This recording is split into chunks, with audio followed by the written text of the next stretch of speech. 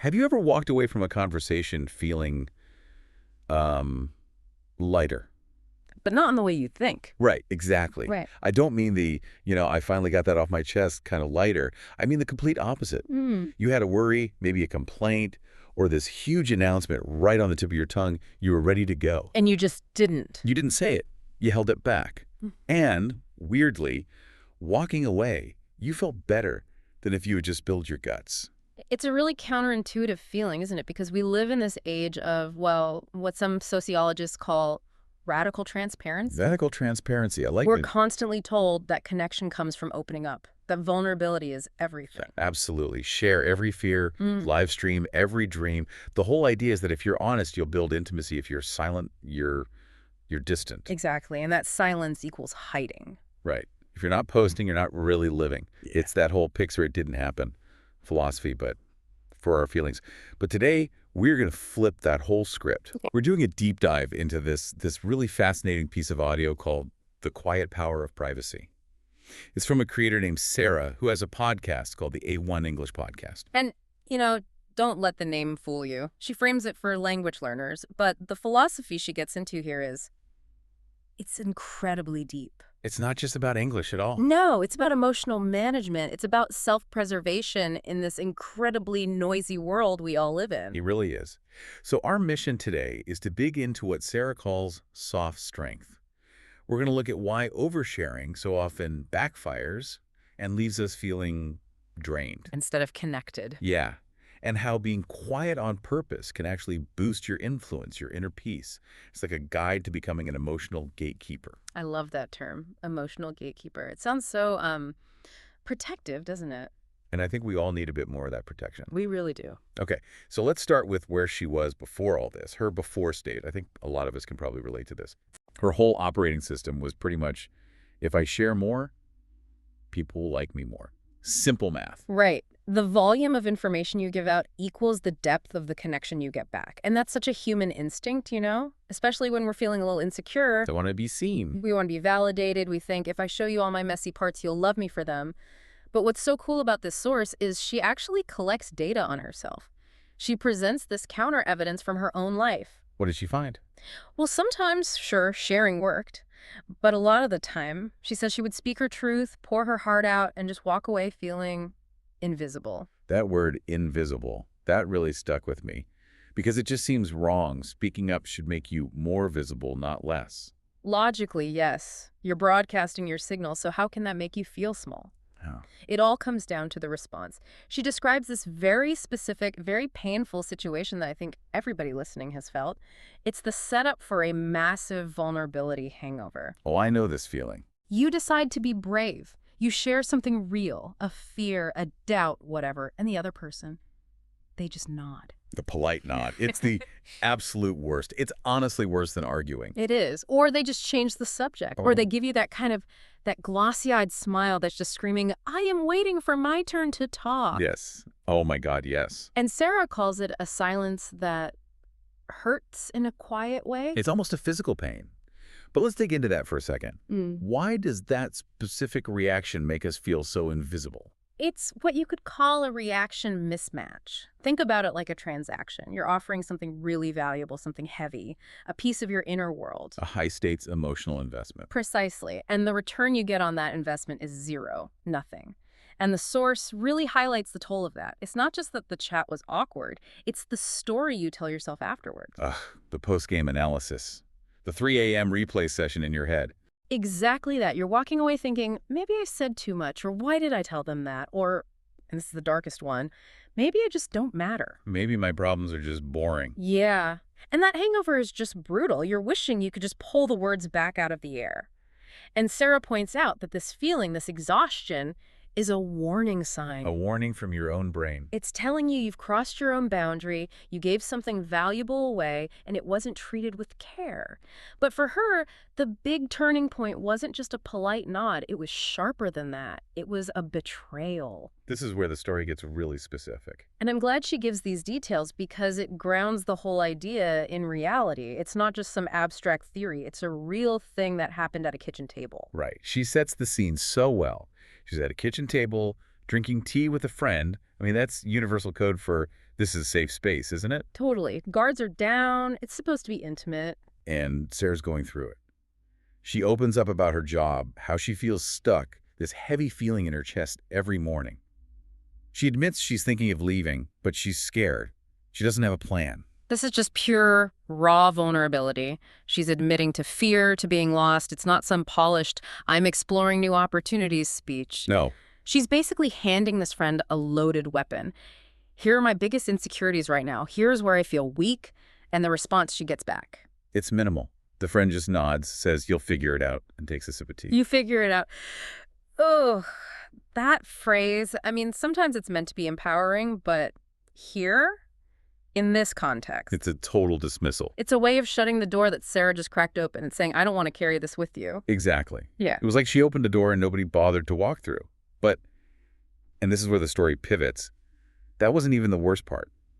The apathy was one thing, but the aftermath was so much worse. This is the sting in the tail. A few days go by, and Sarah gets a text. But it's not from the friend she told. It's from a friend of a friend. And this is where the lesson just crystallizes. The text says something like, hey, I heard you're quitting your job. That's wild. What happened? Oh, that's a horrible moment. Just pure horror.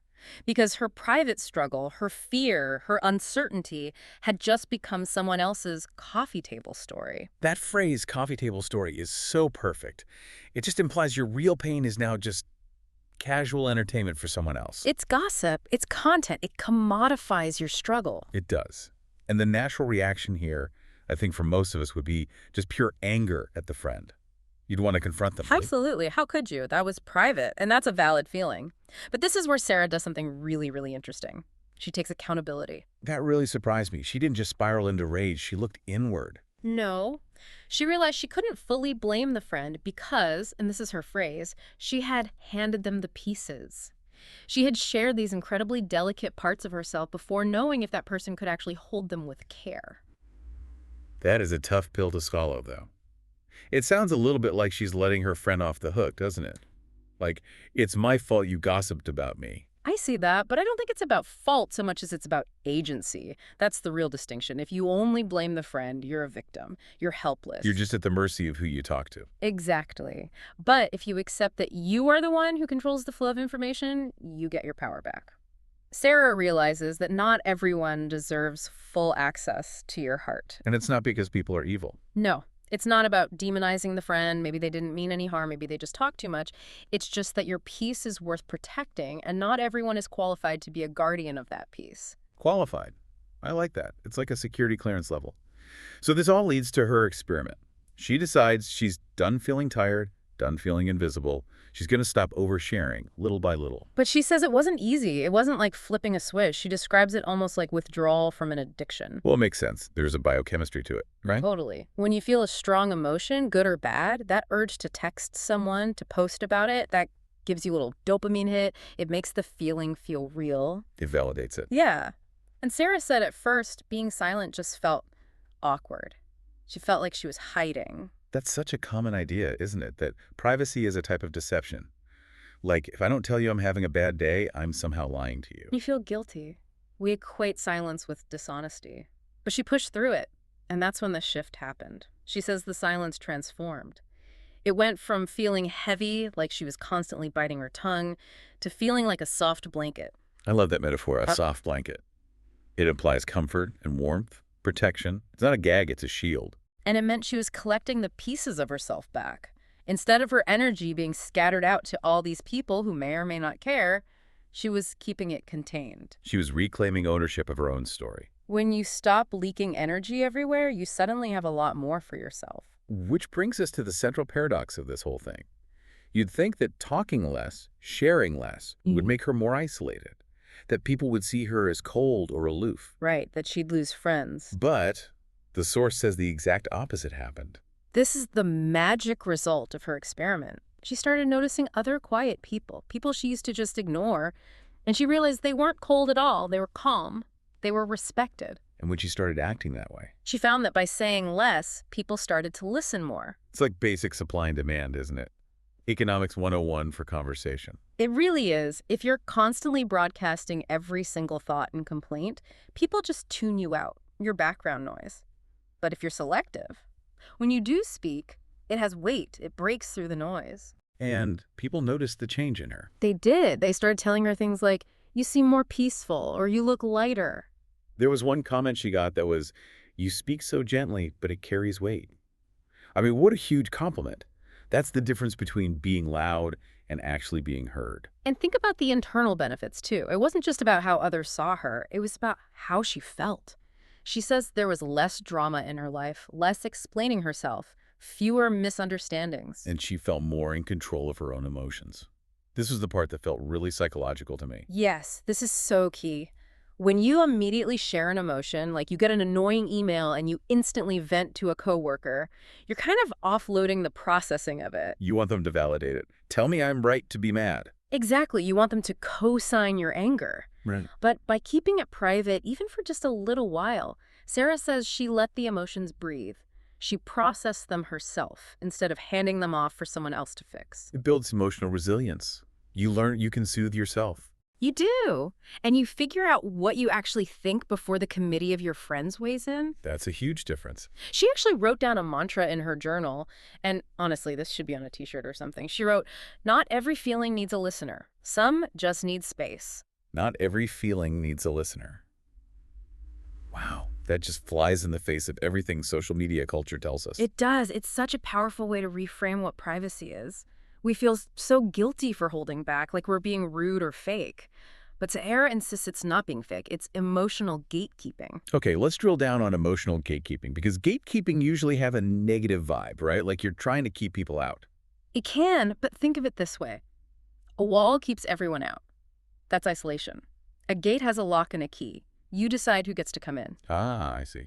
Emotional gatekeeping just means you are the guardian of your own inner world. You get to decide who has earned the right to hear your truth, who has proven through their actions that they can hold it with care. So it's a vetting process. You're checking their credentials before you let them in. Yes. And if they haven't earned it, keeping the gate closed isn't hostile. It's an act of self-preservation. It's just smart resource management. You only have so much emotional energy. Why pour it into a leaky bucket? Or into someone who's just going to turn it into a coffee table story. Precisely. She also makes this great distinction between that and hiding. She says her silence wasn't hiding, it was healing. That's a big deal. Hiding implies there's shame involved. Correct. Hiding is fear-based. It's, I hope they don't see the real me. Healing is restoration-based. It's, I'm keeping this part of me safe so it can grow stronger. When she stopped giving away pieces of herself to people who didn't value them, she felt whole again. She uses the phrase collecting herself, which I love. It suggests oversharing actually fragments us. We scatter ourselves across so many different conversations that we lose our own core. Privacy brings it all back together. It's like when you have way too many tabs open on your computer, everything slows down. Closing those tabs, keeping some things private, it frees up your own processing power. That's a perfect analogy. And notice, this isn't about total isolation. She's not saying become a hermit and never talk to your friends again. Right, it's not never trust anyone. That's a lonely way to live. No, it's trust selectively. Trust intentionally. Don't just trust out of habit or loneliness. The whole point is that you don't need to shrink to be heard. You just need to become solid. There's a line from the source that really hit me. You don't need to tell the whole story to live it fully. That is so profound. We have this feeling that an experience isn't real until we've posted it or told someone about it. That depicts or it didn't happen thing again. Yeah. If I see a beautiful sunset and don't put it on my Instagram story, did it really count? But what Sarah is arguing is that some experiences actually become stronger when you protect them. When you keep them for yourself, they have a certain purity. They haven't been diluted by other people's opinions or likes or comments. It's the difference between a secret garden and a public park. Both can be beautiful, but the garden is just yours. You don't have to worry about what anyone else thinks. You just enjoy it. And that ownership builds the soft strength she's talking about. You become less dependent on the world's approval because you're approving of yourself. You know who you are, even if no one else gets all the details. So what does this look like in practice? Because I know I have a habit of, word vomiting my stress. How do you start? It starts small.